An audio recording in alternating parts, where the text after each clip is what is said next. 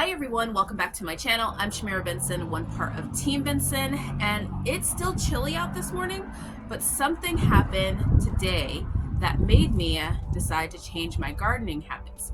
And this is how I garden along with the seasons and weather, essentially. So let me show you what that change was.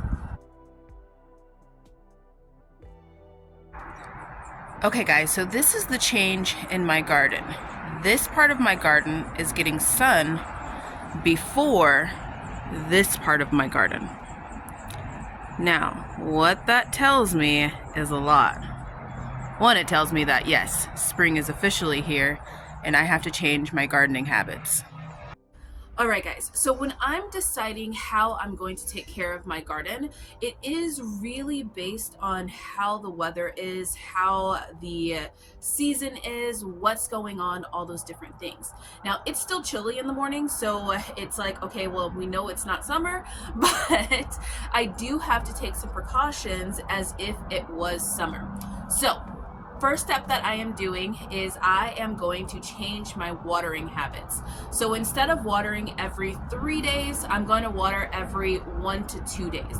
Now that really is going to depend on that afternoon temperature. If my afternoon temperatures are in the 90s, I'm going to water that day. If they're in the 80s, I might skip watering. I'm just going to test the soil, see what it feels like, and make sure that I'm keeping up with that. Now that's going for a lot of my bigger pots and also like my raised beds that are in ground. Now some of the things like my smaller pots, like my Dollar Tree pots, I'm going to water those every single day but not soak them. Now that's something that you don't want to constantly soak them and like soak all of that nutrients out of the soil, but you do want to give them a little bit water so that then they are maintaining while these higher temperatures are coming in. Now when I say higher temperatures, I want to just emphasize that we are about 80s, 90s during the day right now, and then we are 60s at night and during like the early morning.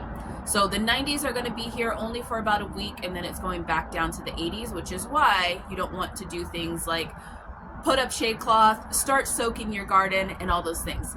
There is a time for that, but it's not that time right now. Let's just enjoy the spring, people. Now the second thing I'm going to do is shift where my plants are going to be. So if there are plants that need a little bit more of an afternoon sun because that 90-degree sun is burning them up, I am going to shift those to where they'll get the afternoon sun. It's kind of like, you know, just flip-flop of the garden. It's not everything, but a couple things will need those changes. I'll show you guys what I'm talking about. These are some examples of some things that need to get moved around. My beans over here are getting pretty fried, and this I need it to last until Passover, these spinaches. So I need to move these things over to this side. Now I am going to be moving some of the stuff that's over here. Like this is all coming out, so it doesn't need to be here, and it can be next to this bean tower that is doing pretty well because it's in a spot that gets some afternoon shade. Going to do is I am going to harvest often.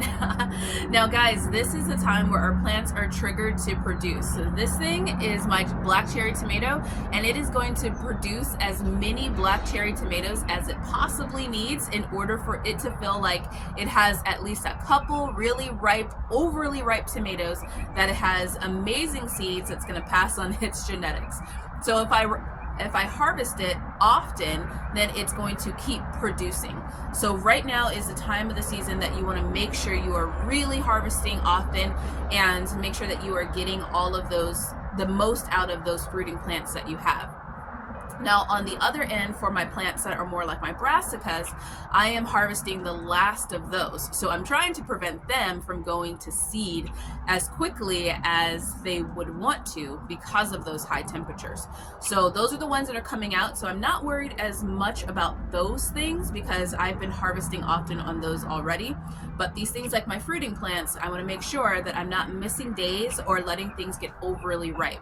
Because if it gets overly ripe, it's going to trigger the plant that it's done its job. Now it can just maintain and survive these hot temperatures that it feels like it's coming. But if I harvest it often, it's going to make that plant go into overdrive. So the last thing that I'm gonna do, guys, is start making space for all of my summer things. Now, a lot of people have said, when are you putting up shade cloths? When are you protecting a lot of those brassicas and those different things in your garden? And I'm not putting it up yet because a lot of this stuff is not meant to be for the summer. This is my winter spring garden, so I planted all of this stuff in the fall. It's all going to get harvested. Some of it's going to get put away so that then we have food for the winter and upcoming fall, or not winter but summer and upcoming fall. And then we're going to plant all new things so that then we could have all the delicious things that we like to eat during this summer growing, like those Armenian cucumbers, those melons, some more basil. All of those different things needs to go into our garden, and in order for that to go into our garden, we got to make space.